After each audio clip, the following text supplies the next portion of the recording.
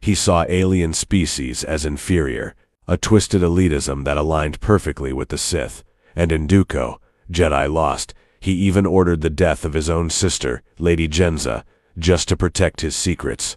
That's who Dooku really was. Not a reformer, not a gray Jedi, but a Sith Lord who sacrificed his honor, his family, and his own people in the name of power. Cade Skywalker and Legacy tried a different approach, treating the Force like a toolbox, using the light or dark whenever it suited him. But the more he leaned on the dark, the more it consumed him. His entire arc is about realizing that so-called balance was just corruption in disguise. If not for his friends pulling him back, Cade would have become a Sith long before the story ended. Even the lightsaber form Vapaj shows that walking the line of the dark side can never work. Mace Windu could channel his inner darkness and his opponent darkside into power. But every other Jedi who tried to use it, like Sora Bulk, Dipabilaba, Quinlan Vos, all fell to the dark side because of the form.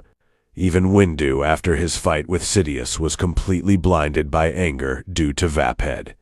Fans also point to Luke's new Jedi Order as proof that he allowed Jedi to use both sides of the Force. But that's not true. Luke rebuilt the Order with more flexibility than the old Council, yes, but he never permitted embracing the dark side. And he makes this absolutely clear when he tells his son Ben, "No, gross not that beta nerd. Much better. For a Jedi there is no rainbow force. We walk the path of the light, or we fall into darkness. There is no gray."